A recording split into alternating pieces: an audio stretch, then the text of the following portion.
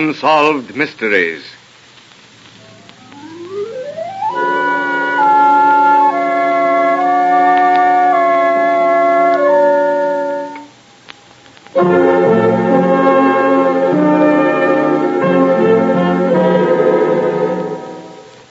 Out of deference to persons who may still be living, character names in some of these true unsolved mysteries have been changed. Few mysteries can compare in their intrigue with those mysteries that deal with the mind. And he is bold indeed who says that he understands that realm in which the mind holds sway, as witness the extraordinary case of the Hypnotist.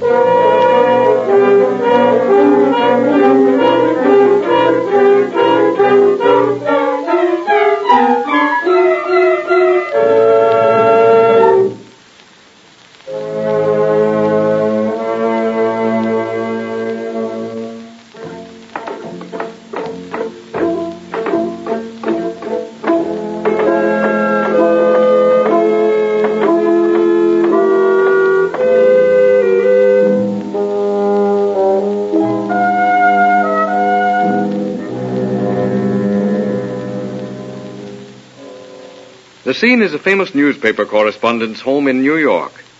The occasion, the publishing of a book dealing with better than 20 years of headline hunting. And Bob Howard, the newspaper man, is entertaining a few friends at dinner. Most of the guests linger over their coffee, but Jim Watson, another newspaper man, stands by the window looking at the new book. I say, Bob, I don't find my favorite story in here. Didn't you send it in? Yes, I did, but, well, it was leave it out and not get the book published. What do you mean, Bob? Well, my publisher said that they didn't believe the story, and they were sure the public wouldn't, and so, as I said, I either had to leave out the story or try to get some other publishing house to print it. But you have plenty proof that the thing happened. Well, that's what I thought. But you realize that there was no official record ever kept of the affair, and most of the men who were concerned are dead. I suppose that's true. It's a shame, though. That was a swell story. Hey, what is this story? I'd like to hear it. So would I. Go ahead, Bob. I can always stand hearing it again. Well, it will certainly give you plenty to think about. It was during the war, and I was assigned to cover the Palestine front. What with fever and everything, the British losses had been heavy. And all the way from the ancient city of Gaza to the Damascus Gate, the Turks were in a very good defensive position. I'd never sent any news dispatches to my paper that the commanding officer hadn't put his okay on. And the result was that I was in on quite a few conferences. It was night, typical Oriental night, and the staff officers were seated in the old man's tent discussing the situation. As the situation is now, gentlemen, we daren't advance. Just how many of these fever and dysentery cases will be ready for active duty in the next 30 days, I don't know. We'll hear later on that.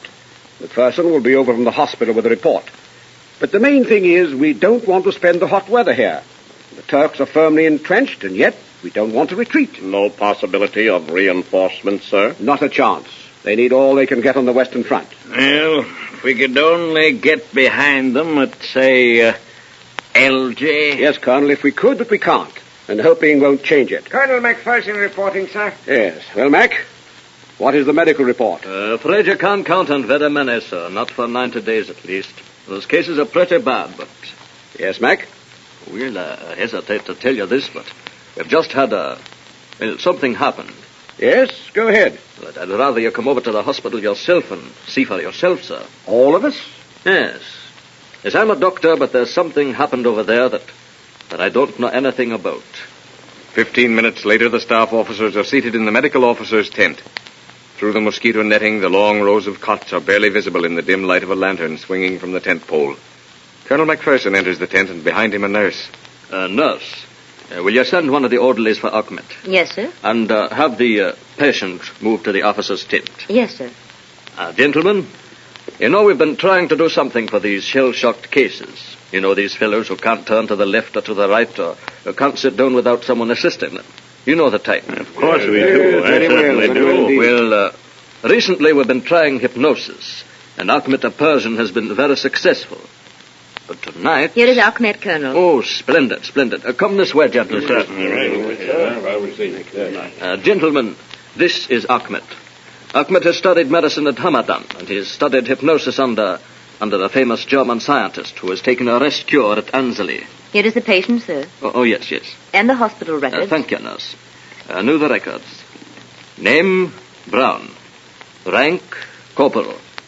Regiment, Army Service Corps Mechanical Transport. Classification, driver. That all correct? Yes, sir. Where were you born? I was born in South Kensington, sir. You talk no foreign languages? Not me, sir. Not a blooming one, sir. You're perfectly willing to be placed under hypnosis by Dr. Ahmed? Yes, sir. Hi, yes, sir. All right, Ahmed. You will sit down here, please. Now, close your eyes. Now, breathe deeply. Ahmed runs his slender fingers over Brown's forehead. The tenseness leaves Brown's body, and with a sigh, almost a sigh of relief, Brown settles back in the chair. Fascinated, the officers watch Ahmed, who steps back, folds his arms, and fixes his gaze steadily on the man in the camp chair. Your name? Cedric.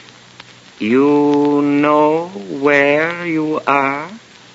In the Holy Land. You know why you are here? To destroy the unchristian Saracens. Who is your leader? Richard. Good heavens, he thinks he is in the crusade. Quiet. Do not get him excited, please. Thank you. Now, Cedric, tell me, do you know this territory? Yes. Every inch of it. Think deeply. Is there another road leading to Elgi? Yes. Get me parchment and pens, and I will show. It lies beyond El-Man. But parchment, I will show you. Paper and pencil is placed before him. With eyes staring ahead and seeing nothing, Brown takes the pencil and begins tracing lines on the paper. Amazement fills the faces of the officers as the map takes shape. They hold their breath as the pencil stops. Here, hidden among the red sandstone rocks, lies the other road to Elgi. The other road to Elgi and victory. What an amazing story. I can hardly believe it. It is amazing. The amazing part of it was that the rough map that Brown drew that night covered most of the territory that was fought over during the finish of the war. And the map was accurate? Accurate enough for the British to use in getting to Elgi? It certainly was. In less than 24 hours, columns of infantry had moved into the red sandstone defile, and Johnny Turk realized too late that ancient Gaza was not, as they had supposed, an impregnable city. Then was this Brown a reincarnation of Cedric? Oh, I hardly think so. No, I don't believe that is the explanation. Then you have an explanation. Not my explanation, but I can assure you that I went searching for one. In just a moment, you will hear a solution to the mystery of the hypnotist.